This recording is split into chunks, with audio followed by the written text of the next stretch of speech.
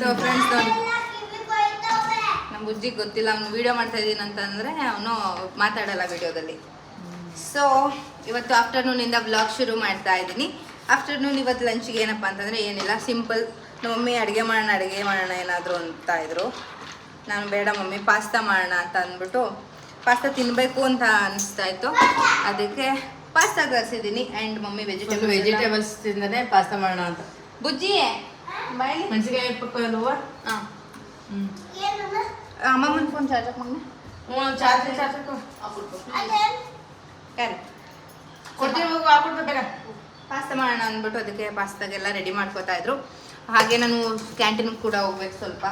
And Zepto ಇಂದ ಸ್ವಲ್ಪ onion ತರಿಸಿದೆ. ನಾನು ಜಾಸ್ತಿ ಜೆಪ್ಟೋಲ್ ತರಿಸೋದು ಆನಿಯನು, ಫ್ಲವರ್ಸು, ನೀಡ್ಸು. ನನಗೇನಾದರೂ ಎಕ್ಸ್ಟ್ರಾ ಸಡನ್ನಾಗಿ ಬೇಕು ಅಂತಂದರೆ ಅದನ್ನು ಮಾತ್ರ ತರಿಸ್ತೀನಿ. ಚೆನ್ನಾಗಿ ಬರುತ್ತೆ ಜೆಪ್ಟೋದಲ್ಲಿ. ತುಂಬ ಜನ ಹೇಳ್ತಾರೆ ಚೆನ್ನಾಗಿ ಬರಲ್ಲ ಅಷ್ಟು, ಅಂದರೆ ಅಷ್ಟು ಚೆನ್ನಾಗಿ ಬರಲ್ಲ, ಕ್ವಾಲಿಟಿ ತರಿಸ್ಕೋಬೇಕು. ಬಟ್ ನಾನು ತರಿಸಿರೋದೆಲ್ಲ ಆಲ್ಮೋಸ್ಟ್ ಎಲ್ಲ ಚೆನ್ನಾಗಿದೆ. ಯಾವುದೂ ನನಗೆ ಸ್ಯಾಟಿಸ್ಫೈಡ್ ಆಗಿಲ್ಲಪ್ಪ ಅನ್ನೋ ಥರ ಯಾವುದೂ ಅನಿಸಿಲ್ಲ.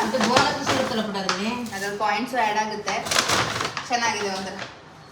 ಒಂದು ಬೀಟ್ರೂಟು ತೊಗೊಂಡಿದ್ದೀರಾ? ಬೀಟ್ರೂಟು ಪಲ್ಯ ಮಾಡ್ಕೊಂಡು ಹಿಂಗೆ ತಗೊಂಡೆ. ಇವಾಗ ಬೇಡ, ಲೇಟ್ ಆಗುತ್ತೆ ಅಂದರೆ ಬೇಡ ಬಿಡು, ಸೈಡ್ ಪಲ್ಯ ಮಾಡೋಣ ಅಂತ ತಗೊಂಡೆ.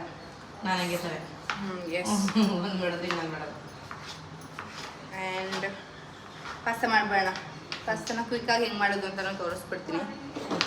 ಆಮೇಲೆ ನಮ್ಮ ಮಮ್ಮಿನ ತೋರಿಸಲ್ಲ. ನಮ್ಮ ಮಮ್ಮಿಗೆ ರೆಡಿ ಆಗಕ್ಕೆ ಹೋಗ್ಬೇಕು ಈಗ. ಯಾಕೆಂದರೆ ಏನಿಲ್ಲ, ಕೆಲಸ ಮಾಡ್ತಿದ್ದೆ, ಮನೆಯೆಲ್ಲ ವರ್ಷ ಆಯಿತು, ಸ್ನಾನ ಮಾಡಬೇಕು, ತಲೆಗೆ ಎಣ್ಣೆ ಹಾಕ್ಬಿಟ್ಟಿದ್ದೀನಿ ಆಗ್ತದೆ. ಇಬ್ಬರು ಎಲ್ಲ ಹಚ್ಚಿದ್ವಿ. ಶೈಲಿ ಸ್ನಾನ ಮಾಡೋದಕ್ಕೆ ಒಂದು ನಂದಾಗಿಲ್ಲ. ಚೆನ್ನಾಗಿ ಒಗ್ಗರಣೆಯಲ್ಲಿ ಫ್ರೈ ಮಾಡ್ಕೊಬಿಟ್ಟ, ಎಣ್ಣೆ ಹಾಕ್ಕೊಂಡು ಆಮೇಲೆ ಟೊಮೆಟೊ ಹಾಕ್ಬಿಟ್ಟು ಇದನ್ನು ಚೆನ್ನಾಗಿ ಸ್ವಲ್ಪ ಹಾಕ್ಬಿಟ್ಟು ಏನೇನು ಬೇಕು ಹಾಕ್ಬಿಟ್ಟು ಮಾಡ್ಕೊ. ಓಕೆ, ಸ್ನಾನಕ್ಕೆ ಹೋಗಿ ಮಮ್ಮಿ. ಓಕೆ, ಹಂಗೆ ಆಡಿದ್ರೆ ಹೊಡಿತೀನಿ ಬುಜ್ಜಿ. ಮೈ ಕಡೆ ಬಾ, ತಿಂತು. ಹಾಂ ಓಕೆ ಮರಿ ಮಮ್ಮಿ. ಸೊ ಎಸ್, ಇವಾಗ ಏನಿಲ್ಲ, ಸಿಂಪಲ್ ಆಗೇನೆ ಪಾಸ್ತಾ ಮಾಡ್ಕೊಳ್ಳೋದು. ಸ್ವಲ್ಪ ಆಯಿಲ್ನ ಹಾಕ್ತೀನಿ. ಆಯಿಲ್ ಹಾಕ್ಬಿಟ್ಟು ಅಲ್ಲಿಗೆ ಆಯಿಲ್ ಕಾದ್ಮೇಲೆ ಇಲ್ಲ ಈರುಳ್ಳಿ, ಹಸಿಮೆಣಸಿನ್ಕಾಯಿ, ಟೊಮೊಟೊ ಎಲ್ಲ ಹಾಕೊಂಡು ಚೆನ್ನಾಗಿ ಫ್ರೈ ಮಾಡಬೇಕು. ಫ್ರೈ ಮಾಡಿಬಿಟ್ಟು ಟೊಮೊಟೊ ಹಾಕಬೇಕು. ಟೊಮೊಟೊ ಆದಮೇಲೆ ಕ್ಯಾರೆಟ್, ಬೀನ್ಸ್ ಹಾಕಬೇಕು. ಎಲ್ಲ ಉಲ್ಟಾ ಪಲ್ಟಾ ನಿಂಗೆ.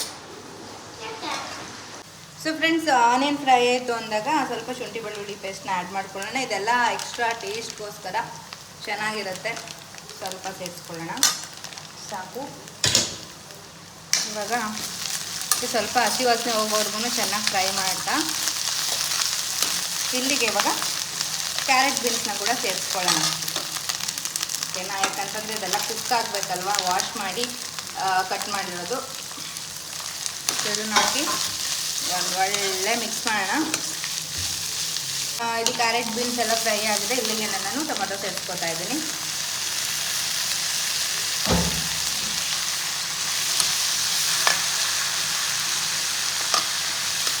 ಟೊಮೆಟೊ ಕೂಡ ಮೆತ್ತಗಾಗಬೇಕು, ಅಲ್ಲಿವರೆಗೂ ಚೆನ್ನಾಗಿ ಮಿಕ್ಸ್ ಮಾಡ್ಕೊಳ್ಳೋಣ.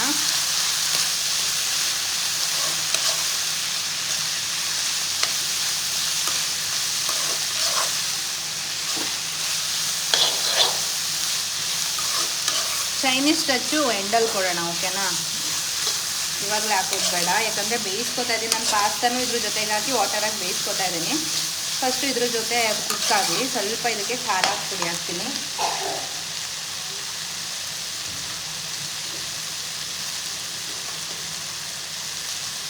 ಸ್ವಲ್ಪ, ಜಾಸ್ತಿ ಏನಲ್ಲ, ಸ್ವಲ್ಪ ಖಾರದ ಪುಡಿ.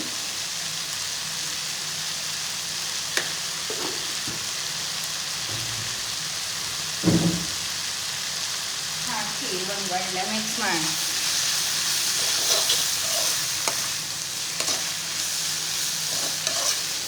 ಪಾಸ್ತಾನ ಸಪ್ರೇಟ್ ಬಾಯ್ಲ್ ಮಾಡಿ ಕೂಡ ಹಾಕೋಬೋದು, ಇಲ್ಲ ನಾವು ಒಟ್ಟಿಗೆ ತರಕಾರಿನೂ ನಮಗೆ ಬೇಯಿಸಿ ಜಾಸ್ತಿ ವೆಜಿಟೇಬಲ್ಸ್ ಹಾಕಿದ್ದೀವಿ ಅಂದರೆ ಹಿಂಗೆ ಮಾಡ್ಕೊಳ್ಳೋದು.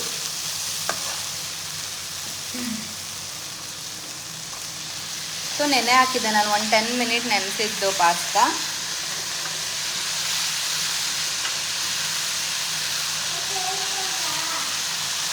ಸೌಂಡ್ ಕಮ್ಮಿ ಮಾಡು. ಮಿಕ್ಸ್ ಮಾಡೋಣ ಚೆನ್ನಾಗಿ.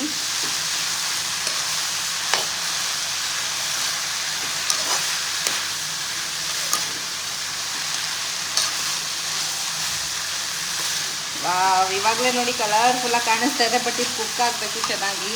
ನೀರು ಸೇರಿಸ್ಕೊಳ್ಳೋಣ ಮಗುವಿಗೆ.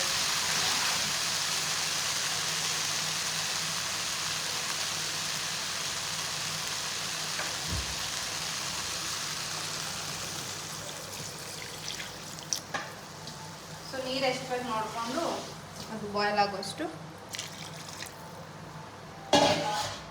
ಚೆನ್ನಾಗಿ ಒಂದು ಮಿಕ್ಸ್ ಮಾಡೋಣ. ಇವಾಗ ಸಾಲ್ಟ್ ಹಾಕ್ಬಿಟ್ಟು ಲಿಡ್ ಕ್ಲೋಸ್ ಮಾಡೋಣ. ಓಕೆನಾ, ಇದು ಕುಕ್ ಆಗಲಿ ಚೆನ್ನಾಗಿ. ಇವಾಗ ಲಿಡೆಲ್ಲ ಕ್ಲೋಸ್ ಮಾಡಿದ್ದೀನಲ್ವ, ಇದು ಚೆನ್ನಾಗಿ ಸ್ವಲ್ಪ ಕುಕ್ ಆಗಬೇಕು. ಮತ್ತು ವೆಜಿಟೇಬಲ್ಸ್ ಕೂಡ ಮೆತ್ತಗಾಗಬೇಕು. ಅಲ್ಲಿವರೆಗೆ ಚೆನ್ನಾಗಿ ಇದನ್ನು ಕುಕ್ ಮಾಡ್ಕೊಳ್ಳಿ. ಉಪ್ಪು ಖಾರ ಎಲ್ಲ ಕರೆಕ್ಟ್ ಇದೆಯಾ ಅಂತ ನೋಡಿಕೊಂಡು ಆ್ಯಡ್ ಮಾಡ್ಕೊಳ್ಳಿ ಇವಾಗಲೇ. ಆಮೇಲೆ ಹೋಗ್ತಾ ಆ್ಯಡ್ ಮಾಡೋಕ್ಕಾಗಲ್ಲ. ಸೊ ಎಷ್ಟು ಕಲರ್ಫುಲ್ಲಾಗಿ ಕಾಣಿಸ್ತಾ ಇದೆ ಪಾಸ್ತಾ ಅಂತ ನೀವು ನೋಡ್ಬೋದು. ಸಿಂಪಲ್ ಇಂಗ್ರೀಡಿಯೆಂಟ್ಸು ನಮ್ಮ ಮನೇಲಿ ಜಾಸ್ತಿ ತಿನ್ನಲ್ಲ. ಸೊ ಇವಾಗ ಏನೋ ನನಗೆ ತಿನ್ನಬೇಕು ಅಂತ ಅನ್ನಿಸ್ತು ಅಂತ ಅಂದ್ಬಿಟ್ಟು ನಾನು ಮಾಡ್ತಾಯಿದ್ದೀನಿ. ಕಾಲೆಲ್ಲ ಓದಿವ ಸುಮ್ಮನೆ ಕ್ಯಾಂಟೀನ್ಗೆಲ್ಲ ಹೋಗಿ ಬಂದಾಯಿತು. ಕ್ಯಾಂಟೀನಲ್ಲೆಲ್ಲ ಏನು ವೀಡಿಯೋ ಮಾಡಲ್ಲ.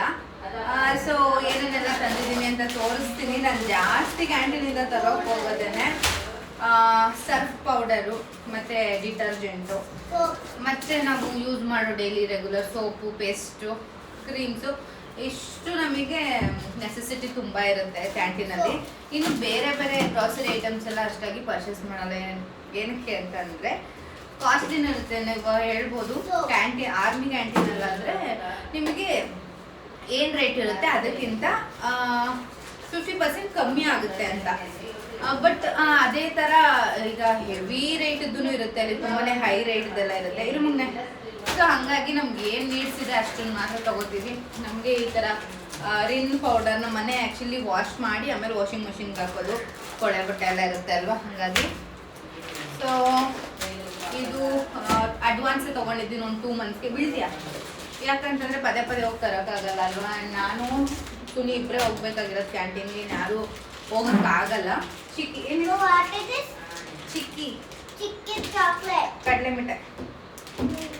ಸೊ ಏನಪ್ಪ ಅಂತಂದರೆ ಪ್ರೆಗ್ನೆನ್ಸು ಈ ಚಿಕ್ಕಿನ ಜಾಸ್ತಿ ತಿನ್ನಿ, ಡೈಲಿ ತಿನ್ನಿ ಅಂತ ಡಾಕ್ಟರ್ಸ್ ಹೇಳ್ತಾರೆ. ಬಿಕಾಸ್ ಬ್ಲಡ್ ಕೂಡ ಇನ್ಕ್ರೀಸ್ ಆಗುತ್ತೆ ಆ್ಯಂಡ್ ಬಾಡಿ ಕೂಡ ತುಂಬಾ ಒಳ್ಳೆಯದು ಅಂತ ಅಂದ್ಬಿಟ್ಟು. Jamun powder, rusk, pasta, jamun pasta ಬೇಗ ಕೂಡ ಪಾಸ್ತಾ ಅಂದ್ಬೇಡ, ಬೇರೆ. ಮತ್ತೆ ಇನ್ನೊಂದೇನು ಅಂದರೆ ಟೀ ಪೌಡರು. ಇದು ಮಸಾಲ ಮಿಕ್ಸ್ಡು. ಎಷ್ಟು ಗೊತ್ತಾ, 312 ಏನೋ ಇದೆ. 500 ಗ್ರಾಮ್ಗೆ 312 ಇದೆ. ನಮಗೆ ಡಿಸ್ಕೌಂಟ್ ಆಗುತ್ತೆ. ಬಟ್ ನಮಗೆ ತುಂಬ ನೆಸೆಸಿಟಿ. ನಮಗೆ ಡ್ಯಾಡಿ ಮಮ್ಮಿ ಕುಡಿಯೋದ್ರಿಂದ ಅವ್ರಿಗೆ ಬೇಕು. ರೆಗ್ಯುಲರ್ ಆಗಿ ಕಡಲೆ ಮಿಠಾಯಿ ಒಂದೆರಡು ಮತ್ತು ಟೀ ಪೌಡರ್ 2 ಮೇಲೆ. ಅದಾದಮೇಲೆ ಕೆಳಗಡೆ ಬ್ಯಾಗಲ್ಲಿ ಇದೆ ಬುಜ್ಜಿ. ಬ್ಯಾಗಲ್ಲಿ ಇರೋದೆಲ್ಲ ಶಾಂಪೂ. ಡ್ಯಾಡಿ ಅವರೆಲ್ಲ ಯೂಸ್ ಮಾಡ್ತಾರೆ. ನೇಲ್ ಶಾಂಪೂ, ಮತ್ತೆ ಕೋಕೋನಟ್ ಹೇರ್, ಇದು ವಾಟಿಕಾ ಕೋಕೋನಟ್ ಹೇರ್ ಆಯಿಲ್, ಮತ್ತೆ ರೆಡ್ ಲೇಬಲ್. ಏನಕ್ಕೆ ಅದು ಕೋಕೋನಟ್ ಆಯಿಲ್ಗೆ ಇದು ಫ್ರೀ ಬಂದಿರೋದು. ಆ್ಯಕ್ಚುಲಿ ನಮ್ಮನೆ ಎಲ್ಲ ಏನು ಕೋಲ್ಗೇಟನ್ನೇ ಯೂಸ್ ಮಾಡೋದು.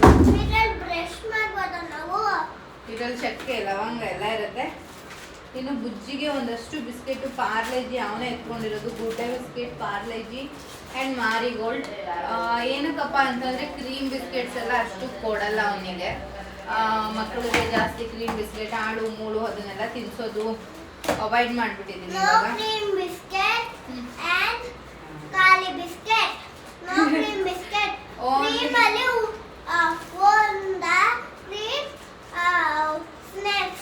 ಸ್ನೇಕ್ಸ್ ಇರುತ್ತಾ? ಕ್ರೀಮಲ್ಲಿ ಸ್ನೇಕ್ಸು? ಎಸ್, ಕ್ರೀಮ್ ಬಿಸ್ಕೆಟ್ ಅಲ್ಲಿ ಸ್ನೇಕ್ಸ್ ಇರುತ್ತೆ. ಅದಕ್ಕೆ ನಮ್ಮ ಬುಜ್ಜಿ ತಿನ್ನಲ್ಲ. Correct friends. ಅದಕ್ಕೆ ಅವ್ನು ತಗೊಂಡು 10 ರೂಪೀಸ್ ಜ್ಯೂಸು, ಎಲ್ಲ ಯಾವ್ದಾದ್ರು ಸಿಕ್ಕದ್ ಕುಡಿಯೋಂಗಿಲ್ಲ, ಕುಡಿದ್ರೆ ಹುಷಾರ್ ತಪ್ತಾನೆ. ಒಂದ್ಸಲಿ ಮಮ್ಮನ್ ತಮ್ಮ ಜ್ಯೂಸ್ ತಗೊಟ್ಟಿದ್ದ ಮಾವ ನಂಗೆ ಜ್ಯೂಸ್ ಕುಡ್ಬಿಟ್ಟು ನಾನು ಹುಷಾರ್ ತಪ್ತೆ. ಅದಕ್ಕೆ ಇನ್ಮೇಲೆ ಯಾವತ್ತೂ ಹಂಗೆಲ್ಲ ಕುಡಿಯಲ್ಲ. ಮಮ್ಮನ ಪರ್ಮಿಷನ್ ಇಲ್ಲ. ನೀನು ವಾಟರ್ ಮೆಲನ್ ಜ್ಯೂಸ್ ತಗೊಟ್ಟಲ್ಲ, ಹೌದು. ಅದನ್ನ ನೀನು ತಗೊಟ್ಟಲ್ಲ, ನಾನು ಹುಷಾರ್ ತಪ್ಪಿಲ್ಲ. ಅದನ್ನ ಮಾತ್ರ ಹೆಲ್ತಿ ಜ್ಯೂಸ್ನ ಕುಡಿಬೇಕು ನಾವು. Very good. ಹೆಲ್ತಿ ಫುಡ್ನೆಲ್ಲ ತಿನ್ಬೇಕು. ಇದಿರ್ಲಿಲ್ವಾ ಮಗನೆ, ಬಿಲ್ ಇರ್ಲಿಲ್ವಾ ಅದ್ರೊಳಗಡೆ? ನನ್ನ ಸೋಪ್ ಎಲ್ಲ ಎಷ್ಟಾಯ್ತು ಅಂತ ನೋಡ್ಬೇಕಿತ್ತು. ಸಿಕ್ತು ಫ್ರೆಂಡ್ಸ್. ಸೊ ಏನು ಅಂತಂದ್ರೆ, ನಾವು ಹೊರಗಡೆ ಎಲ್ಲ ಸೋಪ್ ಇರೋ ಶಾಂಪೂದು ಸುಮ್ಮನೆ ಇರು. ನಾವು ಹೊರಗಡೆ ಎಲ್ಲ ಸೋಪ್ ಎಲ್ಲ ತಗೋತೀವಿ ಅಂತಂದ್ರೆ ಅದೇ ರೇಟ್ ಇರುತ್ತೆ. ಬಟ್ ಇಲ್ಲಿ ಎಷ್ಟು ಬಿದ್ದಿದೆ ಅಂತ ಹೇಳ್ತೀನಿ. 20 ರೂಪೀಸ್ ಸೋಪ್ ಬಂದ್ಬಿಟ್ಟು ನಮಗೆ 12 ರೂಪೀಸ್ ಆಗಿದೆ. ಈ ಚಂದ್ರಿಕಾ ಸೋಪ್ ಬಂದ್ಬಿಟ್ಟು 43 ರೂಪೀಸ್ ಇದೆ. ಅಂದರೆ ಹೊರಗಡೆ ಇದು MRP ಬಂದು 43 ಆ್ಯಂಡ್ ಇದು ಹಾಫ್ ನಮಗೆ 22 ರೂಪೀಸ್ಗೆ ಒಂದು ಸೋಪು ಆಗಿದೆ. ಹೀಗೇನೆ ಎಲ್ಲದ್ರ ಮೇಲೆ ಡಿಸ್ಕೌಂಟ್ ಇರುತ್ತೆ. ನಮ್ಗೆ ಯಾವುದು ನೀಡ್ಸ್ ಇದೆ ಅಲ್ವಾ ಅದನ್ನು ಮಾತ್ರ ತೊಗೊಂಡು ಬಂದಿದ್ದೀವಿ. ಇನ್ನು 475 ರೂಪೀಸ್ ಇರೋ 4 kg ರಿನ್ ಸರ್ಫ್ ಪೌಡರ್ 230 ರೂಪೀಸ್ಗೇನೋ ಸಿಕ್ಕಿದೆ. ಸೊ ವರ್ತ್, ಇದೆಲ್ಲ ವರ್ತ್ ಅನಿಸುತ್ತೆ ನಮಗೆ. ಬೇರೆ ಬೇರೆ ತೊಗೊಂಡಾಗ ಅದು ಎಷ್ಟೊಂದು ಕೊಟ್ಬಿಟ್ವಿ ಅಲ್ವಾ ಅನ್ನೋದನ್ನು ಅನಿಸುತ್ತೆ. ಬುಜಿ ಎತ್ತಿಡು. ಸೊ ಇದನ್ನೆಲ್ಲ ಎತ್ತಿಡ್ಬಿಡೋಣ ಇವಾಗ. ನಮ್ಮನೇಲಿ ಎಲ್ಲರಿಗೂ ನಾರ್ಮಲ್ ಡೆಲಿವರಿ ಆಗಬೇಕು ಅನ್ನೋದು ಒಂದು ಕನ್ಸರ್ನ್ ಇದೆ, ನನಗೂ ಇನ್ಕ್ಲೂಡಿಂಗ್ ಮೀ ಆಲ್ಸೋ. ಏನಕ್ಕಪ್ಪ ಅಂತಂದರೆ ಲಾಸ್ಟ್ ಟೈಮ್ C-ಸೆಕ್ಷನ್ ಆಗಿರೋದ್ರಿಂದ, ಅಂದರೆ ಮಗುನ ಟರ್ನ್ ಆಗಿಲ್ಲ ಅಂತ ಆಮೇಲೆ ಹೇಳಿದ್ದು, ನಾನೇ ಸೈನ್ ಹಾಕ್ಬಿಟ್ಟಿದ್ದೆ. ಅವ್ರು ಕೊಟ್ಟಿದ್ದು ಇಂಜೆಕ್ಷನ್ ಪೇನ್ಗೆ ನಾನೇ ಸೈನ್ ಹಾಕಿ ನನಗಾಗಲ್ಲ C-ಸೆಕ್ಷನ್ ಮಾಡಿ ಅಂತ ಹೇಳಿಬಿಟ್ಟಿದ್ದೆ. ಬಟ್ ಈ ಸಲ ನಾನು ಲಾಸ್ಟ್ ಟೈಮ್ಗಿಂತ ಸ್ಟ್ರಾಂಗ್ ಆಗಿದ್ದೀನಿ ಎಲ್ಲದರಲ್ಲೂ, ಎಲ್ಲ ವಿಷಯದಲ್ಲೂ ಅಂತ ನನಗೆ ಅನ್ನಿಸ್ತಾ ಇದೆ. ಸೊ ಹಾಗಾಗಿ ಈ ಸಲ ಯಾಕೆ ನಾರ್ಮಲ್ ಡೆಲಿವರಿ ಆಗೋ ಥರ ನಾವು ಮಾಡಬಾರ್ದು ಅನ್ನೋದು ಒಂದು ಥಾಟ್ ಮೈಂಡಲ್ಲಿದೆ. ಒಂದಷ್ಟು ಎಕ್ಸಸೈಸ್ಗಳು ನಾನು ಯೂಟ್ಯೂಬಲ್ಲೆಲ್ಲ ನೋಡ್ತಾ ಇದ್ದೀನಿ. ಆ್ಯಂಡ್ ಡಾಕ್ಟರ್ ಕೂಡ ಹೇಳ್ತಾರೆ, ನೀವು ಆ್ಯಕ್ಟಿವ್ ಆಗಿರಬೇಕು, ವಾಕ್ ಎಲ್ಲ ಮಾಡಬೇಕು, ಮಿನಿಮಮ್ 1 hour ವಾಕ್ ಮಾಡಬೇಕು, ಎಕ್ಸಸೈಸ್ಗಳನ್ನ ಮಾಡಬೇಕು. ಸೊ ನಾರ್ಮಲ್ ಡೆಲಿವರಿ C-ಸೆಕ್ಷನ್ ಆದವ್ರಿಗೆ ಯಾಕಾಗಲ್ಲ? ಖಂಡಿತವಾಗ್ಲೂ ಆಗೇ ಆಗುತ್ತೆ. ಟ್ರೈ ಮಾಡಿದ್ರೆ ಎಲ್ಲವೂ ಆಗುತ್ತೆ ಅಂತ ಹೇಳಿದರು. ಸೊ ನಾನು ನೋಡೋಣ ಅಂತ ಅಂದ್ಬಿಟ್ಟು ಒಂದಷ್ಟು ಎಕ್ಸಸೈಸ್ಗಳನ್ನ ಮಾಡ್ತಾಯಿದ್ದೀನಿ ಆ್ಯಂಡ್ ಮೆಡಿಟೇಷನ್ನ ಮಾಡ್ತೀನಿ. ವಾಕ್ 1 hour ಮಿನಿಮಮ್ ಮಾಡ್ತೀನಿ. ಬಟ್ ನೋಡೋಣ, 100% ಕಾನ್ಫಿಡೆಂಟ್ ಇಟ್ಕೊಂಡಿರೋಣ. ಯಾರಿಗೂ ಗೊತ್ತು ಅಲ್ವಾ? ಸೊ ನಾವು ಅಂದ್ಕೊಳ್ಳೋಣ ನಾರ್ಮಲ್ ಡೆಲಿವರಿ ಆಗೋ ಥರ ಆಗುತ್ತೆ ಅಂತ. ನಾವೇನು ಹೋಪ್ ಕಳ್ಕೊಳ್ಳೋದು ಬೇಡ. C-ಸೆಕ್ಷನ್ ಆದರೂ ಏನೂ ಪ್ರಾಬ್ಲಮ್ ಇಲ್ಲ. ಬಟ್ ನಾರ್ಮಲ್ ಡೆಲಿವರಿ C-ಸೆಕ್ಷನ್ಗಿಂತ ಬೆಟರ್ ಅಲ್ವಾ ಅಂತ ಅಷ್ಟೇ, ಅದನ್ನು ಬಿಟ್ಟು ಇನ್ನೇನೂ ಇಲ್ಲ. ಸೊ ಹಾಗಾಗಿ ಅಂದರೆ ನಾವು ತುಂಬಾ ಪ್ರೆಷರ್ ಹಾಕಿ ಮಾಡೋ ನೆಸೆಸಿಟಿ ಇಲ್ಲ. ನಾವು ಫಸ್ಟ್ ಟ್ರೈಮಿಸ್ಟರ್ಗೆ ಏನು ಎಕ್ಸಸೈಸ್ ಮಾಡಬೇಕು, ಸೆಕೆಂಡ್ ಟ್ರೈಮಿಸ್ಟರ್ಗೆ, ಥರ್ಡ್ ಟ್ರೈಮಿಸ್ಟರ್ಗೆ ಎಲ್ಲನೂ ಕೂಡ ನಮ್ಮ ಡಾಕ್ಟರ್ಸ್ ಹೇಳ್ತಾರೆ. ಇಲ್ಲಾಂತಂದರೆ ನೀವು ಗೂಗಲ್ ಮಾಡಿ, ಇಲ್ಲಾಂದರೆ ಯೂಟ್ಯೂಬಲ್ಲಿ ಅವರೇ ಮಾಡಿರ್ತಾರಲ್ವಾ ವೀಡಿಯೋಸು, ಅದನ್ನು ನೋಡಿ ಟ್ರೈ ಮಾಡಿ ಅಷ್ಟೇ. ತುಂಬಾ ಪ್ರೆಷರ್ ಹಾಕಿ ಎಲ್ಲ ಮಾಡೋದು ಬೇಡ. ಬಟ್ ನಾನು ಡೈಲಿ ಒಂದು ½ an hour ಆದರೂ ಈ ಥರ ಇನ್ಕ್ಲೂಡ್ ಮಾಡ್ಕೊಂಡಿರ್ತೀನಿ. ನಾನು ನನ್ನ ಲೈಫ್ ಸ್ಟೈಲಲ್ಲಿ ಈ ಥರ ಹೊಸದನ್ನು ನಾನು ಇನ್ಕ್ಲೂಡ್ ಮಾಡ್ಕೊಂಡಿದ್ದೀನಿ. ಹಾಗಾಗಿ ಈ ಸಲ ನನಗೆ ಒಂದು 100% ನಾರ್ಮಲ್ ಡೆಲಿವರಿ ಆಗುತ್ತೆ ಅಂತ ನನಗೆ ಕಾನ್ಫಿಡೆನ್ಸು ಅಂದ್ಕೊಂಡಿದ್ದೀನಿ ಅಷ್ಟೇನೆ. ನೋಡೋಣ. ಬಟ್ ಆ್ಯಕ್ಟಿವ್ ಆಗಿರಬೇಕು, ಚೆನ್ನಾಗಿರಬೇಕು, ಹೆಲ್ತಿ ಫುಡ್ಸ್ನ ತಗೋಬೇಕು, ಸೋಂಬೇರಿತನ ಮಾಡಬಾರ್ದು ಅನ್ನೋದು ನನ್ನ ಆಸೆ. ಇವತ್ತಿನ ವ್ಲಾಗ್ ಇಷ್ಟೇ. Thank you for watching.